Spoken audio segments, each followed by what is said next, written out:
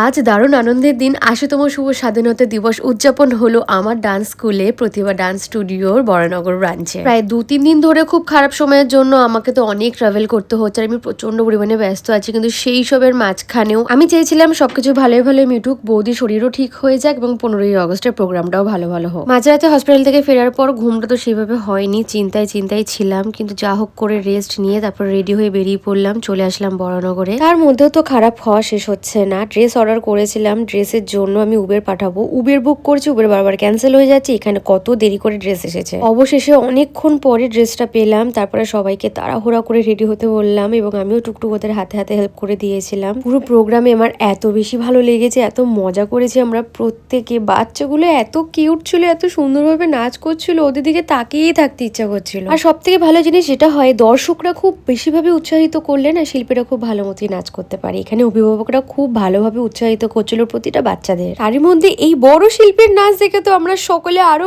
বেশি আনন্দ পেয়েছি। সকলের এক্সপ্রেশন দেখে তো আমরা বুঝতেই পারছি সকলে কতটা মজা করেছিলাম আমরা। তবে এই 15ই আগস্ট নিয়ে যতই আনন্দ করি না কেন, আমরা কোনোদিনই ভুলতে পারবো না আমাদের দেশের জন্য, এই সুন্দর একটা দিনের জন্য আমাদের বীর যোদ্ধারা, বিপ্লবীরা, বীর সেনারা নিজেদের প্রাণ দিয়েছে। আজকে তাদের জন্যই আমরা নিশ্চিন্তে ঘুমাতে পারি, তাদের জন্যই আমরা আমাদের দেশকে স্বাধীন রূপে পেয়েছি। আর এটা কোনো দিক থেকেই অস্বীকার করা যাবে না। নেহাত এখন দেশের মধ্যে কেউ কেউ রয়েছে যারা নেতাজি সুভাষচন্দ্র বসুকে খুবই বাজেভাবে অপমানিত করছেন। তারা জানেন না যে তারা দেশের জন্য কি করেছেন আর নেতাজি সুভাষচন্দ্র বসু দেশের জন্য কি করেছেন। সেসব বিতর্কে আমি গেলামই না। তবে প্রতিবাদ আমার রক্তেই রয়েছে, তাই প্রতিবাদ আমি করবই। যেটা ভুল সেটা ভুলই। আজকে আমরা তাদেরকে মাহাত্ম না দিলে আমাদের পরবর্তী প্রজন্ম তাদের মাহাত্ম ভুলে যাবে। এবার একটু প্রতিবাদ থেকে বেরিয়ে এসে চলো প্রোগ্রামে ফিরে আসি। স্টুডেন্টদের পারফরমেন্সের পর সকলের আবদারে টিচাররাও ছোট ছোট পারফরমেন্স দিয়েছিল। তারপরে আমরা স্টুডেন্টদের ছোট্ট একটা টিফিনের ব্যবস্থা করেছিলাম, সেখানে তারা ওই টিফিন পেয়েও খুব খুশি। ইনফ্যাক্ট কেউ কেউ ফটো তোলার সময় ওখানে বসে বসে কেক খাওয়া শুরু করে দিয়েছিল। ওদের এই ইনোসেন্ট বিষয়গুলো দেখে আমার এত ভালো লাগে কি বলবো। আর অবশেষে প্রোগ্রামটা শেষ হলো।